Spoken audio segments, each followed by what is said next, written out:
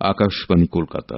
এবার শুনবেন করোনা সংক্রমণ ও তার প্রতিকার নিয়ে আকাশবাণী কলকাতার সংবাদ বিভাগ প্রযোজিত বিশেষ সচেতনতামূলক অনুষ্ঠান করোনা ক্লিনিক।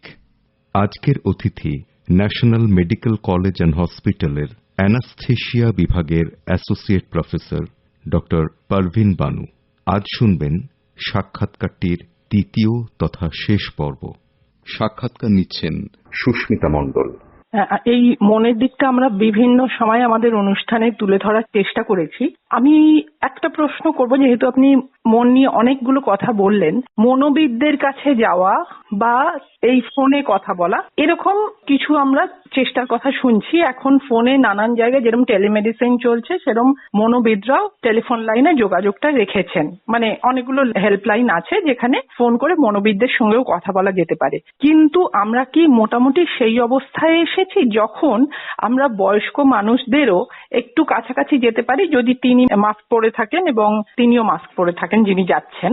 সেক্ষেত্রে কি আমরা আগের থেকে একটু নমনীয় ব্যবস্থা নিতে পারি, নাকি এখনো সেই সময় আসেনি?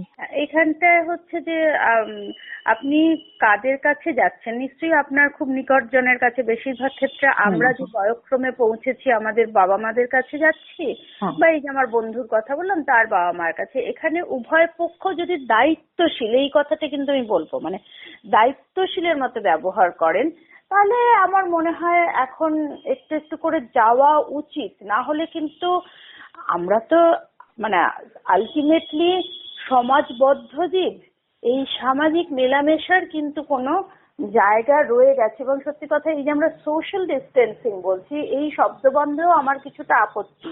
আমার মনে হয় এইটা হওয়া উচিত ছিল পার্সোনাল ডিস্টেন্সিং বা ফিজিক্যাল ডিস্টেন্সিং, যে কিন্তু সামাজিকভাবে আমি দূরে থাকবো, এইটার জায়গাটা হয়তো। আর যারা যারা, যেটা আপনি আগেও বললেন যে কত শতাংশ যদি আমাদের সেরকম টেস্ট করার প্রাচুর্য থাকতো এবং আমরা করতাম, যেমন ধরুন আমি নিজেকে বলছি, আমার যখন নেগেটিভ এলো তখন ওই স্কুল অফ ট্রপিক্যাল মেডিসিনের ডিরেক্টরও ওনার ঘরে ডাকলেন এবং যাও এখন তুমি 6 মাস নিশ্চিন্ত। তো আমি এখন সবাইকেই বলি, বড়দের বন্ধুদের, এই যে আমি আসছি, আমি কিন্তু একদম ফুল অফ আইজিজি। তো এইটা যদি আমরা একটু দায়িত্বশীলের মতো ব্যবহার করি এবং যাই, আমার মনে হয় এটা সকলের জন্যই ভালো। যাদের কাছে গেলাম তাদের জন্য, এবং আমি যে গেলাম আমার জন্য। এই যে একবার আপনি বললেন না যাও 6 মাসের জন্য নিশ্চিন্ত, এই যে একবার করোনা থেকে সেরে ওঠার পর কতদিন আমি ভাবতে পারি আমার সেই ইমিউনিটিটা থাকবে? কারণ এখন আর তো আমরা দেখছি করোনা থেকে সেরে ওঠার পরেও অনেকে অসুস্থ হচ্ছেন। সেক্ষেত্রে এবং তার সঙ্গে আরেকটাও দেখছি যে করোনা থেকে সেরে ওঠার পরই লোকে নয় বেড়াতে চলে যাচ্ছে, এই পুজো গেল, উৎসব গেল, ঠাকুর দেখতে বা উৎসবে সামিল হতে বেরিয়ে পড়ছেন। কেউ কেউ গাড়ি করে বাবা মাকে নিয়ে একটা প্রায় কাছাকাছি কোনো রিসর্টে গিয়ে থেকে আসছেন, বাইরে চলে যাচ্ছেন। এইটাকে আপনি কতটা সমর্থন করছেন, বা একজন করোনা থেকে সেরে ওঠার পর তার নিজের পক্ষে এবং তার যারা কাছে আছেন তাদের পক্ষে কতদিন একেবারেই নিরাপদ? এরকম কোনো কি তথ্য আমাদের আছে যে তার থেকে আর ছড়াবে না বা নিজেও তিনি আবার আক্রান্ত হবেন না? এইটার ক্ষেত্রে যে এখনো বলছি, সব পুরোপুরি তো সম্যক তথ্য এখনো আসেনি, বা আমরা যা পূর্বাভাস দিচ্ছি অনেক, আমরা তো আমি নই, যারা সত্যি সত্যি ইমিউনোলজি নিয়ে বা ভাইরোলজি নিয়ে পড়াশোনা করেন বা কাজ করেন, আমাদের কিন্তু পূর্বাভাস মিলছে না। তবুও যেটা বলবো সেটা হচ্ছে, একটা জিনিস শুনবেন, সবাই করোনা থেকে সেরে ওঠার পর খুব দুর্বল, খুব দুর্বল, এইটা একটা ফিচার্স। এবং আরেকটা হচ্ছে প্যালপিটেশন, বুক ধড়ফড় করে। তো এরকমও কদিন আগেও কথা হচ্ছিল, একজন দেখবেন 51 বছরের ইউরোলজিস্ট মারা গেছেন। সেটা শুনে তো সত্যি সত্যি আমারও প্রায় বুক ধড়ফড় করার মতো, যে এটা এখন এরকম হওয়ার সম্ভাবনা আছে। এখানে একটা কথা বলতে হবে যে করোনাতে যেটা হয়, অ্যাপারেন্টলি সেরে গেল, ঠিক আছে, কিন্তু অনেকটা ডায়াবেটিসের মতো আমরা বুঝতে পারছি না, কিন্তু যেমন হার্ট মাসেলকে এফেক্ট করে, তাতে মায়োকার্ডাইটিস মতো একটা ডিজিজ এন্টিটি আছে। তো সেই সময় যদি আমি বেশি এক্সার্ট করে ফেলি, তাহলে কিন্তু এই প্যালপিটেশন, যেটা তার সিমটম হতে পারে। এবার কার কতটা হয়েছে, তাহলে আমাদের উচিত হচ্ছে আইজিজি লেভেলটা দেখা। এই জন্য সত্যি সত্যি 6 মাস কিনা, বা আমি বেশ কিছুদিন আগে একটা লেখা পড়েছিলাম, একটা আর্টিকেল, সেখানে ছিল যে একটা স্টাডি করা হয়েছে ফ্রান্সে, যে সেখানে কিন্তু 3 মাসের মধ্যে বহু লোকের আবার সংক্রমণ হয়েছে। সেই জন্য এটা যে হলফ করে উনি হয়তো বলেছেন যাও 6 মাস এখন নিশ্চিন্ত, যেহেতু আমার পজিটিভ এবং নেগেটিভ রিপোর্ট, কিন্তু সত্যি সত্যি একদম এক্স্যাক্টলি 6 মাস কিনা সেগুলো কিন্তু সত্যি মানে প্রশ্নচিহ্ন সহ, কারণ এমন অনেক ব্যতিক্রমী রিপোর্ট বা ঘটনা আসছে যেগুলোতে আমরা কিন্তু ব্যাখ্যা দিতে পারছি না। সেই জন্য সাথে সাথেই বেরিয়ে পড়া, সাথে সাথেই নিশ্চিন্ত এবং বাড়ির সকলকে নিয়ে গেলাম, এটা কিন্তু আমি মোটেই উৎসাহ দেব না। বরং ঠিক আছে হয়েছে, একটু যেমন আমরা যেটাকে বলে কনভালসেন পিরিয়ড, মানে কোনো একটা মেজর অসুস্থতা থেকে ওঠার পর, যেমন ধরুন ওটি হয়ে বাড়িতে এলেন, আমরা বলি তুমি কিন্তু 3 সপ্তাহ 4 সপ্তাহ বেরিও না। আমার মনে হয় সেটা অবলম্বন করাটা, যিনি অ্যাফেক্টেড হলেন এবং যারা কেয়ার গিভার, দুজনের ক্ষেত্রেই মানে উভয় তো সত্য আর কি, ইকুয়ালি ট্রু যে তুমি এটা করো না। এই সামনের দিনগুলো নিয়ে আপনার ধারণা বা আপনি কতটা আশাবাদী, এবং আপনি জনসাধারণের উদ্দেশ্যে কিছু বার্তা দিতে চান?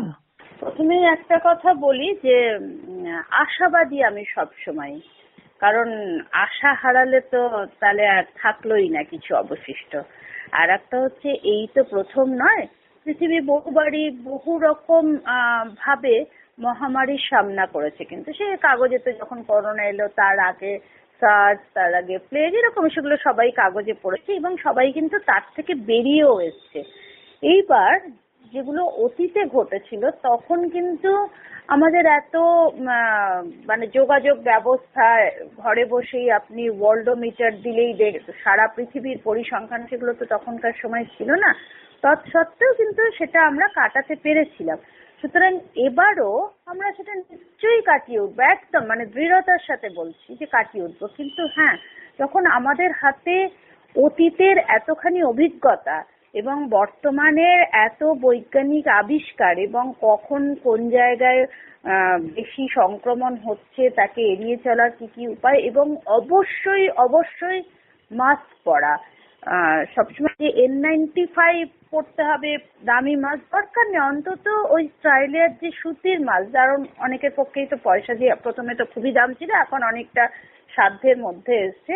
আর একটা হচ্ছে এই হাত পা মুখটা ধুয়ে নেওয়া, ওই ফ্র্যান্টিক্যালি এসেই গরম জলে কাপড় ডুবিয়ে দিয়ে পুরোটা স্নান না করলেও হাত মুখ এবং পা, কারণ আমি একটা জিনিস জনসাধারণের উদ্দেশ্যে ভীষণভাবে বলবো, প্লিজ প্লিজ প্লিজ রাস্তায় যত্রতত্র থুতু ফেলবেন না।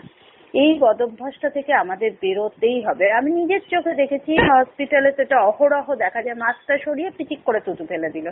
মানে এই জায়গাটা আমি বলবো।